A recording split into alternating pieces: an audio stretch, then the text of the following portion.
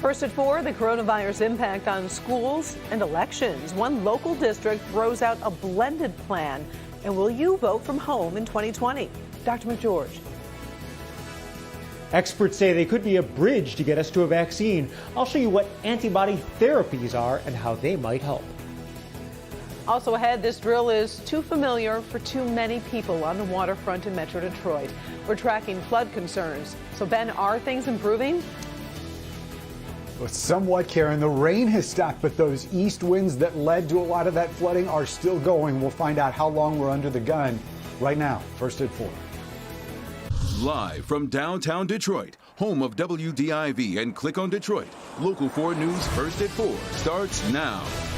Good afternoon, I'm Karen Drew. First at 4, the ripple effects of the coronavirus continue to affect how we vote, how we worship, and families are still wondering what school will look like next fall. The West Bloomfield District just came out with a blended plan for learning.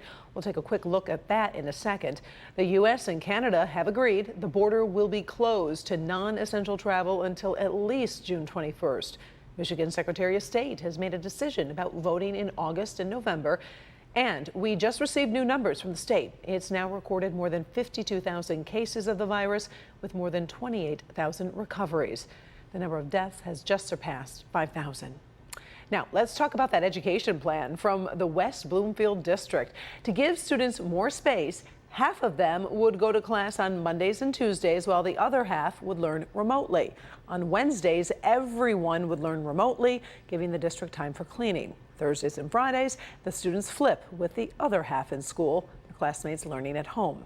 New at 5, we will get some reaction to this particular plan from the West Bloomfield District. And then at 6, we're talking to other districts to see where planning stands and how things could change for them. Today is a big day for Metro Detroit Catholics. They can attend public masses in person for the first time in nearly 2 months. It was a really different feel outside the doors of St. Alicia's Parish in downtown Detroit this afternoon. The faithful wore masks as required and did maintain social distancing during the service. All part of the guidelines set by the Archdiocese of Detroit. I'm just thrilled to be back. We have this bit of normalcy back in our lives. This was one thing that I really missed about my daily life that had to change because of the pandemic. Not being able to come to church, obviously not being able to see my family and friends and remaining in isolation. That's been difficult. I'm looking forward to being able to socialize again. While masses are resuming, the Archdiocese says the faithful don't have to go. They are dispensed from that obligation until early September. The coronavirus is changing how we vote in Michigan. Secretary of State Jocelyn Benson says all registered voters will receive applications to vote by mail for 2020. Vote by mail will be an option in the August primaries and November presidential election. Benson says voting by mail leads to record turnout of 25% in the recent May primaries compared to the regular average of just 12%.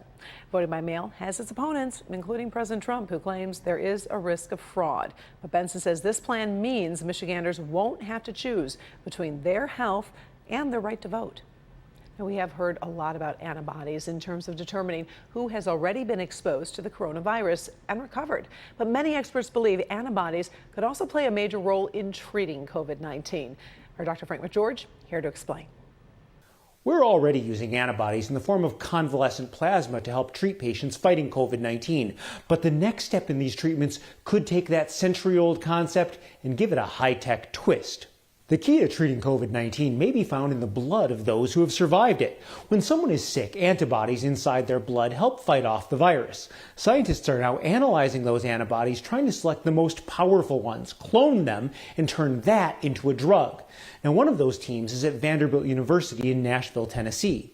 These are all distinct, hitting the same site, but distinct antibodies. The treatment could possibly prevent infection or treat those who are already sick. Vanderbilt's lead researcher on the project, Dr. James Crow, specializes in vaccines, but he says monoclonal antibody research will be faster. I think antibodies will be finished first, and will be the bridge toward longer immunity, which will be conferred by vaccines. It's not just humans helping in the effort. Antibody therapies are also being developed in cows, and this llama named Winter. Llamas produce two types of antibodies. One is very similar to that produced by humans, and another is much smaller and potentially more effective at preventing the spikes of the coronavirus from attaching to healthy cells. Many research teams all shooting for a common goal. I think the more groups we have working on it, all the better, and the more shots on goal we have for getting an effective prevention or treatment. Monoclonal antibody therapies are already used to treat some cancers, arthritis, and asthma. Now, researchers from one company called Regeneron say their antibody treatment for coronavirus could be on the market as early as the end of the summer, with many more potentially in the pipeline. Back to you. All right, thank you, Doc. And remember, you can find Dr. McGeorge's stories and his answers to your questions online at clickondetroit.com. Just look for the health page.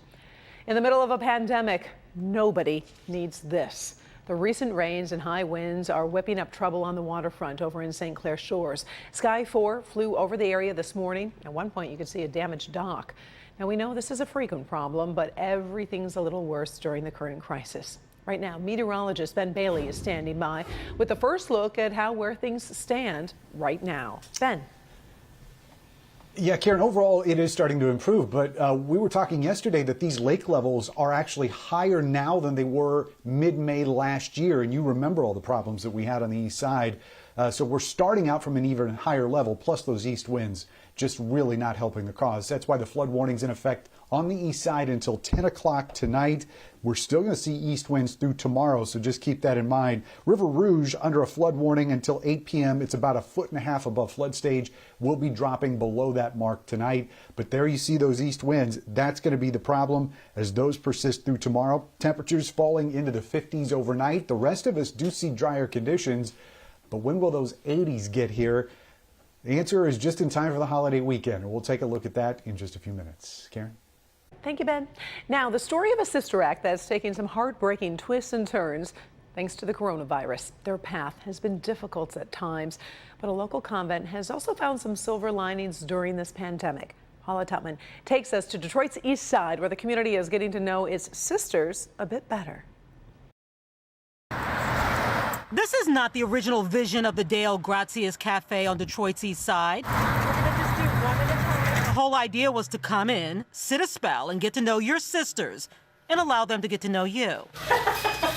But the Sisters of the Mother of Perpetual Help Convent have faith that God had other plans, and in deep prayer and thoughtfulness, the rulers of the earth belong to God who reigns over all. They heard clearly.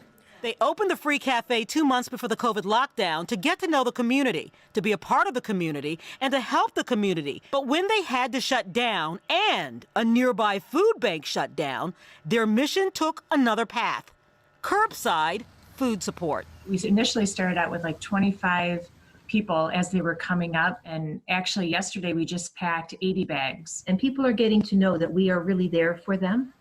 That we really are a very low barrier organization, that we're not going to ask for ID.